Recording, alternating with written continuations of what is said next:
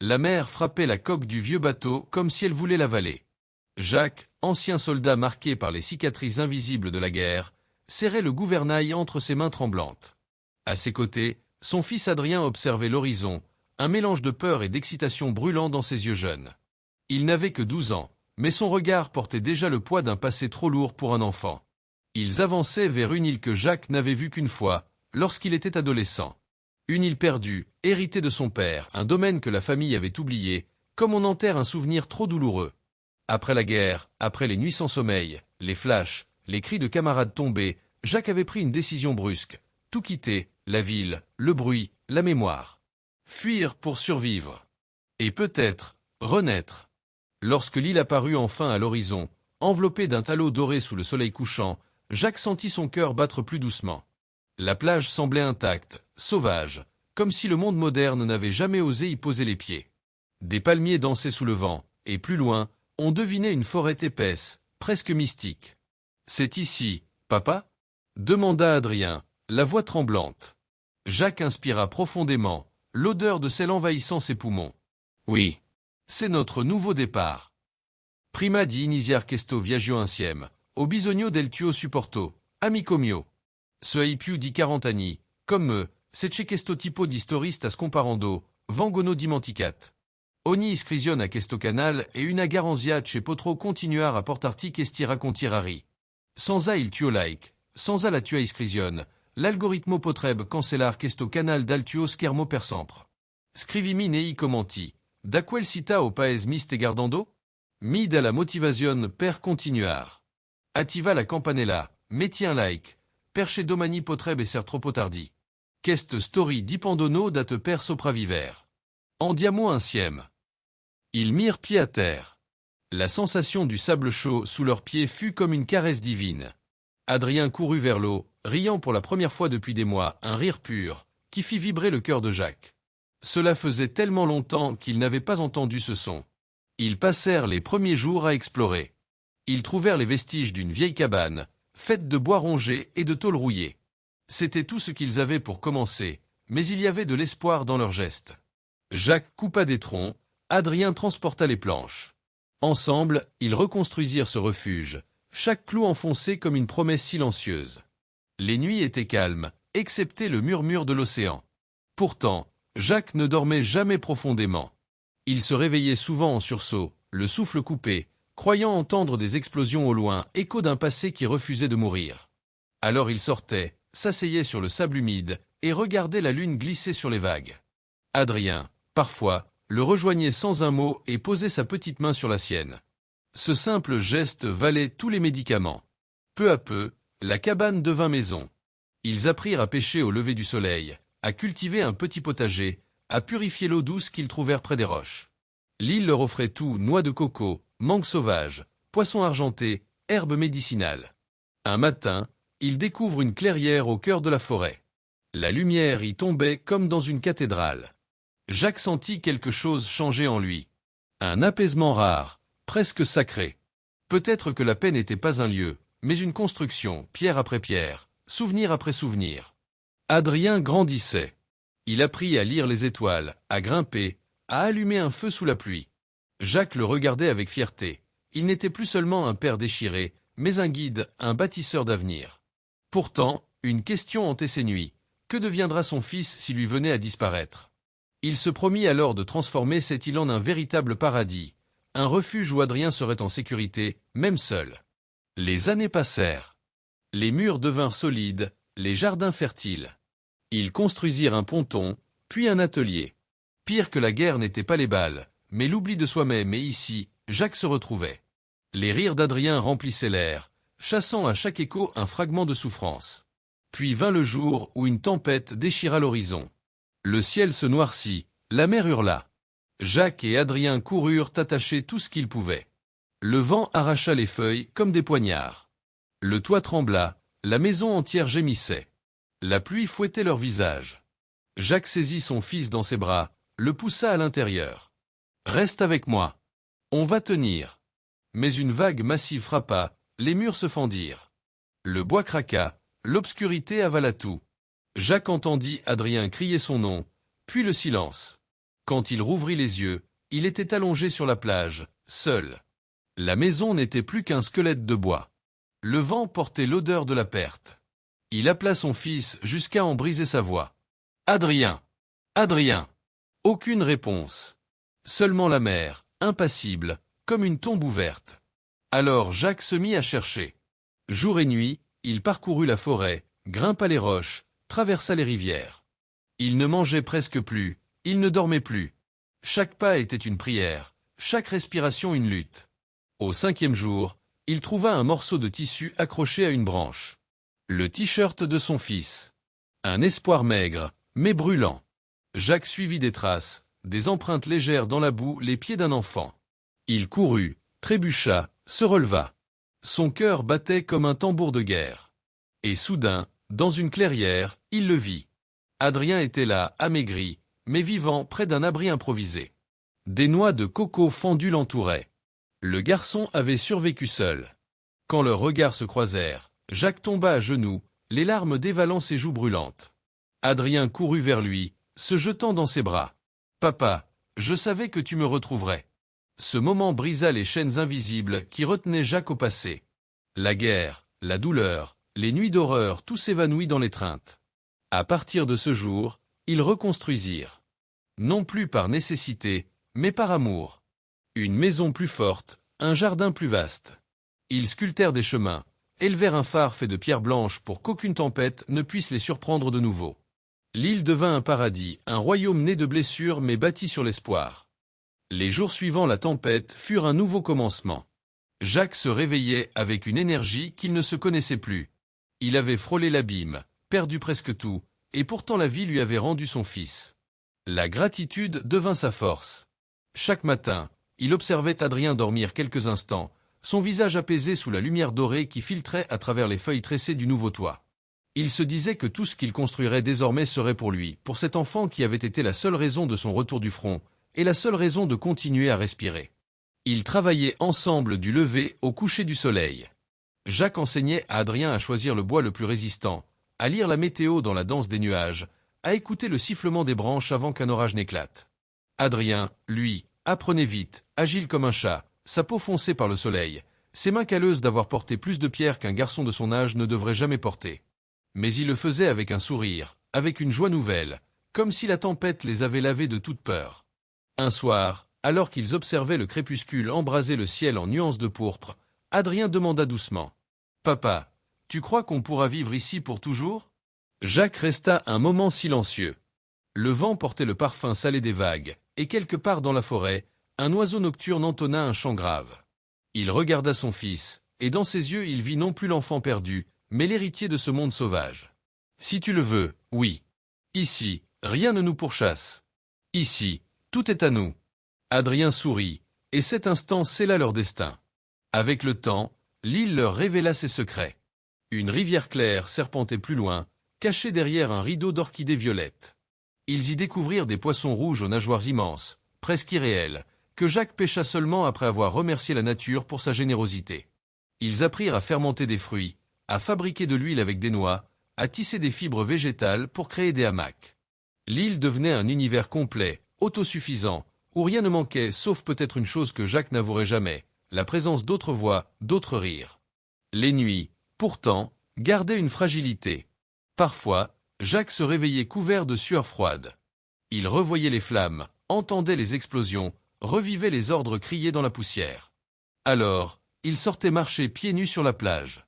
Adrien le suivait souvent, silencieux, posant simplement sa tête contre son bras. Et Jacques se disait que son fils était son phare, la lumière qui empêche un navire brisé de s'échouer à nouveau. Un jour, ils décidèrent de s'aventurer plus profondément dans l'intérieur de l'île, là où la végétation devenait si dense que la lumière peinait à toucher le sol. Les arbres étaient gigantesques, leurs troncs couverts de mousse ancienne, comme si le temps lui-même s'était endormi là. Ils marchèrent des heures, repoussant les lianes, traversant des ruisseaux froids.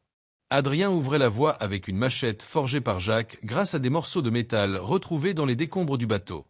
À un moment, ils tombèrent sur une structure étrange, des pierres alignées, formant un arc presque effondré. Des symboles étaient gravés dessus, effacés par la pluie mais encore visibles. Jacques sentit un frisson. « On n'est pas les premiers ici », murmura-t-il. Adrien passa ses doigts sur les marques, fasciné. Tu crois qu'il y avait des gens avant nous? Peut-être. Ou peut-être que l'île nous parle d'un passé oublié. Ils restèrent longtemps devant ces ruines, comme devant un monument funéraire. Le silence était sacré, presque intimidant. Puis, au moment de partir, Adrien remarqua une petite boîte camouflée sous des feuilles sèches. Elle était en fer, rouillée mais intacte. Jacques l'ouvrit avec précaution. À l'intérieur, un journal, protégé par une toile cirée, et une vieille boussole aux aiguilles encore vives. Les pages du journal étaient jaunies, écrites d'une main tremblante. Des phrases racontaient l'histoire d'un marin échoué, il y a plus de 50 ans, abandonné par son équipage. Il avait survécu seul, comme eux, mais ces mots se terminaient brusquement, interrompus par une tache d'encre ou peut-être de sang. Jacques sentit un poids sur sa poitrine. Le passé revenait toujours, même ici. Cette découverte resta gravée dans leurs pensées. Les jours suivants, Jacques devint plus vigilant. Il construisit une palissade autour de la maison, arma des pièges simples pour prévenir l'arrivée d'éventuels étrangers. Adrien l'aida sans comprendre vraiment pourquoi son père, autrefois si apaisé, se raidissait à nouveau. Les souvenirs de guerre revenaient, glissant comme des ombres entre les arbres. Un soir, alors que la lune était pleine et l'air étrangement silencieux, un son les fit sursauter, 3 coups sourds, réguliers, comme des pierres qu'on frappe l'une contre l'autre. Jacques se leva immédiatement, attrapa sa lance artisanale, fit signe à Adrien de rester derrière lui. Le bruit se répéta, plus proche cette fois. Jacques s'avança, le cœur battant. Les feuilles tremblaient. Il sentit le monde devenir étroit, comme un tunnel. Puis il le vit. À la lisière de la forêt, à moitié éclairé par la lueur opaline, se tenait un homme. Un étranger. Barbe longue, peau brûlée par le soleil, vêtements en lambeaux. Ses yeux brillaient d'une intelligence sauvage. Il tenait dans sa main une pierre. Celle qu'il frappait contre un tronc pour signaler sa présence. Jacques serra plus fort sa lance. L'homme leva les mains lentement, sans hostilité. « N'ayez pas peur, je ne veux pas de mal. Je m'appelle Elias. Je vis ici depuis longtemps. » Le monde de Jacques bascula. Il n'était donc pas seul. Et si Elias disait vrai, depuis combien de temps observait-il? Adrien, malgré l'avertissement de son père, s'avança d'un pas, curieux, tremblant mais fasciné. La présence humaine autre que la leur était un choc, mais aussi une flamme nouvelle. Jacques, cependant, était partagé entre la méfiance et un étrange soulagement. Elias sourit faiblement, comme un homme qui a oublié comment on fait. « Bienvenue. » Sur mon île point le silence qui suivit l'annonce d'Elias fut lourd, presque palpable. Le vent semblait s'être arrêté pour écouter. Jacques sentit les muscles de son bras se tendre autour de la lance, mais quelque chose dans le regard de l'homme, une profonde fatigue, une solitude antique, lui fit baisser l'arme d'un centimètre. Pas plus. Adrien, lui, observait Elias comme on observe un fantôme. « Tu vis ici, depuis quand ?» demanda Jacques d'une voix sèche, prête à trancher. Elias s'inspira lentement, comme si parler lui coûtait. « Je suis arrivé en 1993. Naufragé. Personne n'est jamais venu me chercher. » Il jeta un coup d'œil au ciel, un sourire triste aux lèvres. « J'ai survécu. J'ai cru devenir fou. Puis j'ai compris que la folie n'est que l'absence de voix humaine. » Jacques sentit son cœur se resserrer. Il connaissait trop bien cette frontière fragile entre l'homme et la ruine intérieure. Adrien fit un pas de plus, les yeux brillants. « Vous étiez vraiment tout seul, pendant tout ce temps? » « Oui, » répondit Elias. Ses yeux se posèrent sur l'enfant, et sa voix se fit plus douce. « Et aujourd'hui, pour la première fois depuis des décennies, je vois des gens. » Un frisson parcourut Jacques. Il ne savait pas encore si Elias était un miracle ou un danger. Mais il ne voulait pas effrayer Adrien. Alors il hocha la tête lentement. « Approche du feu. Nous parlerons. » Ils passèrent la nuit autour d'un brasier, les flammes projetant des ombres déformées sur les troncs. Elias raconta son histoire, l'orage qui avait brisé son navire, les corps disparus, les années de silence où il parlait aux oiseaux simplement pour ne pas oublier sa voix. Il leur montra des plantes qu'il cultivait dans un recoin de la jungle, une source d'eau pure qu'il avait découverte, des sentiers secrets qu'il avait tracés. En échange, Jacques parla de la guerre, sans jamais en nommer les horreurs. Il dit seulement qu'il était revenu vivant, mais incomplet. Elias le regarda longuement, comme s'il comprenait sans qu'on lui explique. Parfois, survivre est la bataille la plus violente. Murmura-t-il. Adrien, fasciné, l'écoutait les yeux grands ouverts. Le monde qu'il croyait limité à la mer et aux arbres s'élargissait soudain. La nuit avança. Le feu devint braise. Jacques proposa à Elias de rester près de leur maison. L'homme refusa doucement. « J'ai mon refuge. Mais demain, je vous montrerai quelque chose. Un endroit que je n'ai jamais partagé avec personne. » Puis il disparut dans la forêt, silencieux comme une ombre. Le lendemain, Elias revint au lever du soleil. Ils le suivirent à travers un chemin secret, jusqu'à une grotte dissimulée sous des racines géantes. À l'intérieur, la roche scintillait de cristopales qui renvoyaient la lumière en prismes multicolores. Mais ce qui les fit s'arrêter net fut ce qu'il y avait au centre. Un coffre, scellé par un cadenas ancien. Le bois était gravé de symboles marins, et sur le couvercle, une plaque d'argent portait un nom effacé par le temps. Elias posa la main dessus, comme sur un souvenir dangereux. « Je l'ai trouvé il y a 20 ans. Je n'ai jamais réussi à l'ouvrir. Et j'avais peur. Ce que l'on découvre peut parfois nous détruire. » Jacques sentit le poids du moment. Le coffre était une promesse. Ou une menace. Il chercha du regard Adrien, qui hocha la tête avec un courage nouveau. Ensemble, ils ramenèrent le coffre jusqu'à la maison. Cela prit une demi-journée. Chaque pas faisait grincer le bois ancien. Le soir venu, sous le ciel violet où les étoiles semblaient écouter, ils forcèrent finalement le cadenas avec un burin et un marteau improvisé. Le métal céda dans un cri aigu. À l'intérieur, il y avait des pièces d'or, anciennes, recouvertes d'une fine poussière. Des cartes marines dessinées à la main. Un sextant en argent. Et un carnet relié de cuir rouge. Adrien resta figé. Elias recula, bouche entr'ouverte. Jacques sentit ses mains trembler, pas de peur, mais d'un vertige immense. Ce trésor n'était pas seulement matériel. Il était historique. Mystérieux. Peut-être dangereux.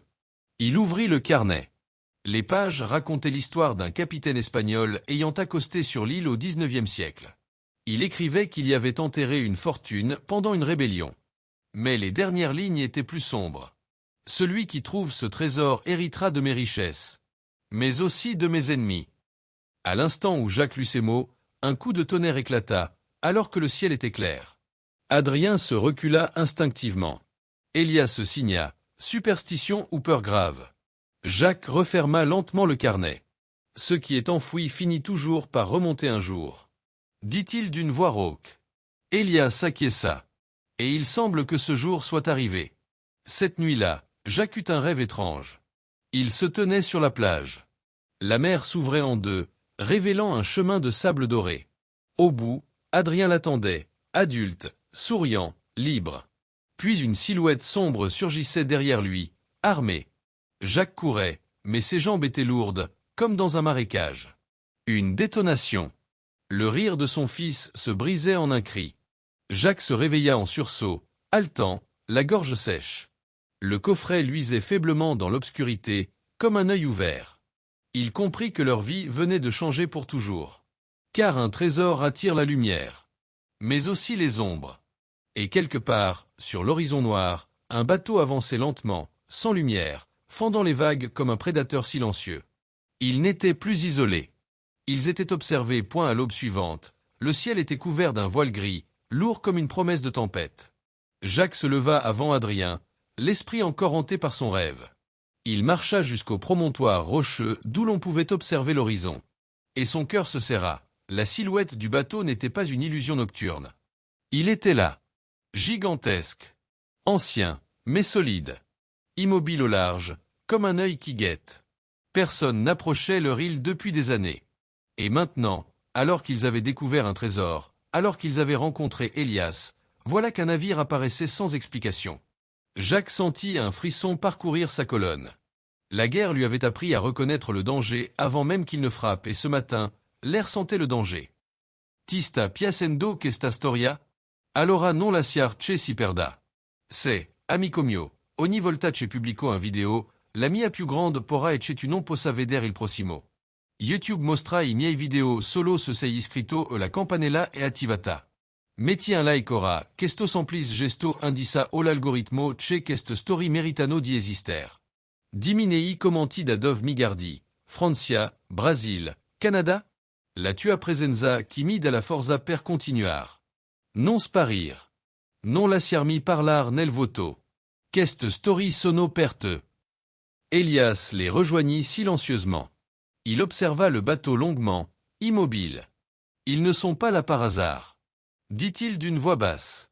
Jacques hocha la tête. Adrien arriva ensuite, frottant ses yeux encore lourds de sommeil. Lorsque son regard tomba sur le navire, son visage se crispa. « Papa, c'est eux? Ceux du carnet ?» Jacques posa la main sur son épaule. « On ne sait pas encore. Mais on doit se préparer. » Ils cachèrent le coffre sous la maison, enterré profondément sous les planches du plancher, et dissimulèrent les pièces d'or dans des jarres en argile. Jacques étudia chaque carte, cherchant des repères, des routes, des indices. Elias montra les sentiers les plus discrets de la forêt, là où l'on pouvait disparaître sans laisser de traces. La journée passa dans un silence tendu. Ils pêchèrent, mais sans rire. Ils mangèrent, mais sans joie. Le paradis semblait tout à coup fragile, prêt à s'effondrer au moindre souffle. Au crépuscule, des lumières apparurent sur le pont du navire. 3 signaux, bref. Puis le silence. Jacques reconnut ce langage, un code maritime vieux, utilisé pour demander un contact. « Il nous appelle », dit-il, les mâchoires serrées. Elias pâlit. Répondre ou rester invisible? La question flottait, lourde de conséquences. Adrien les regarda, la peur mêlée à un courage qu'il ne savait peut-être pas encore nommer. « S'ils viennent, on protège notre maison, n'est-ce pas ?» Jacques sentit son cœur se fissurer un instant. Il voulait que son fils apprenne l'amour, pas la guerre.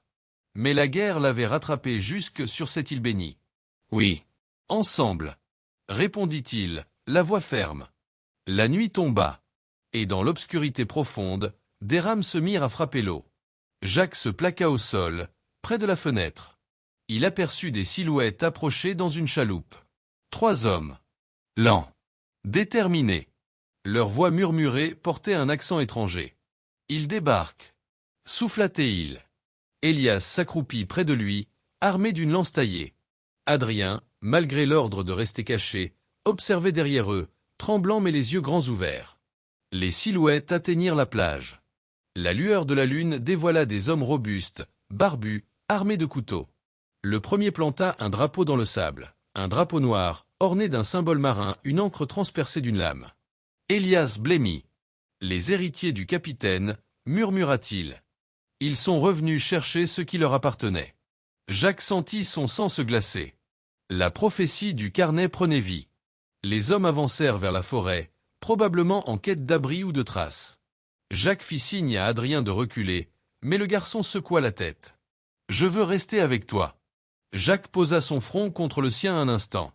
Un souffle de seconde d'éternité. « Alors tu resterais derrière moi. Tu m'observes. Tu apprends. » Ils se retirèrent silencieusement dans l'ombre des palmiers. Ils laissèrent les intrus approcher de la maison, mais ne révélèrent pas leur présence. La première nuit passa ainsi, en tension absolue. Les hommes explorèrent un peu, puis bâtirent un camp rudimentaire. Ils allumèrent un feu, buvèrent, rirent. Ils parlaient assez fort pour que Jacques puisse entendre des fragments. « Le trésor est ici, j'en suis sûr. » Le carnet disait l'île. Personne pour empêcher. Personne. Il se trompait. Jacques ne dormait pas.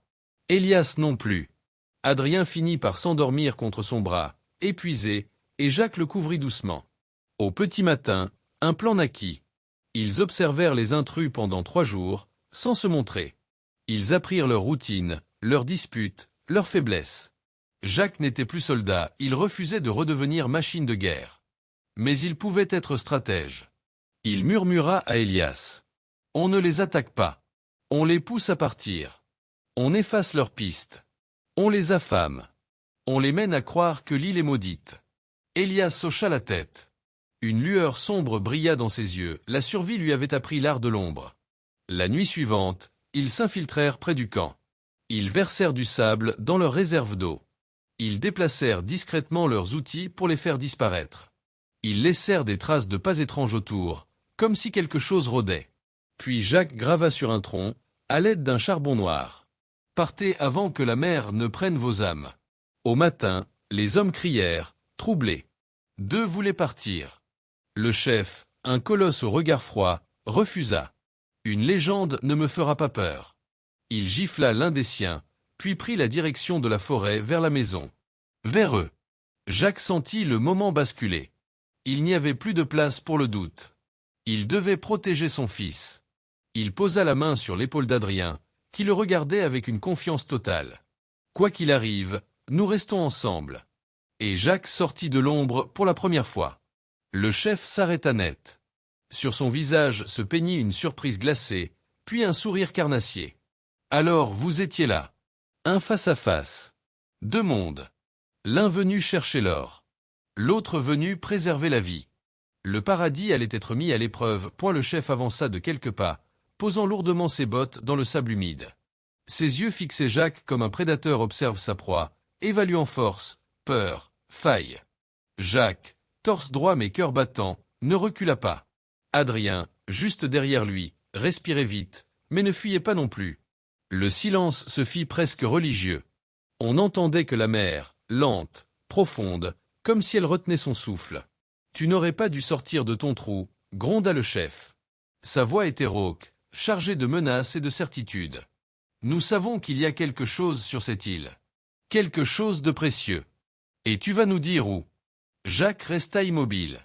Son regard glissa vers la forêt, où Elias se cachait entre les troncs, prêt à intervenir si nécessaire. Il ne voulait pas provoquer une guerre, mais il ne laisserait personne toucher à son fils. Lentement, il répondit. Il n'y a rien ici à part la vie. La nature. La paix. Prenez ce dont vous avez besoin et partez. Le chef éclata d'un rire sec. La paix. Il se pencha, planta son couteau dans le sable à 2 centimètres du pied de Jacques. Je ne suis pas venu chercher la paix. Je suis venu chercher l'or. Adrien tressaillit. Le mot résonna comme un coup de canon. Jacques sentit une chaleur brûlante monter dans sa poitrine. La guerre lui avait appris que le sang appelle le sang, que affronter la violence par la violence mène seulement à plus de cendres. Mais protéger était différent. Je ne vous dirai rien, déclara-t-il calmement. Et si vous restez, l'île elle-même vous rejettera. Le chef le fixa, intrigué un court instant par la conviction de cet homme maigre, aux yeux habités. Puis son sourire revint, plus cruel. Alors nous chercherons nous-mêmes. Il fit signe à ses hommes. Prenez-le. Et prenez le garçon. Tout bascula. Jacques attrapa Adrien par le bras et se précipita dans la forêt. Les feuilles fouettaient leur visage, les racines tentaient de les faire trébucher. Derrière eux, les intrus hurlaient, leurs pas lourds saccadant la terre. Jacques respirait avec une précision de soldat, chaque inspiration une arme, chaque expiration un calcul. Adrien, haletant, suivait sans jamais lâcher sa main. Des flèches de panique transperçaient son cœur, et s'il chutait? Et si on lui arrachait le seul être qui lui restait? Ce qu'estastoria a toccato il tuo cuor, ticiedo in favor.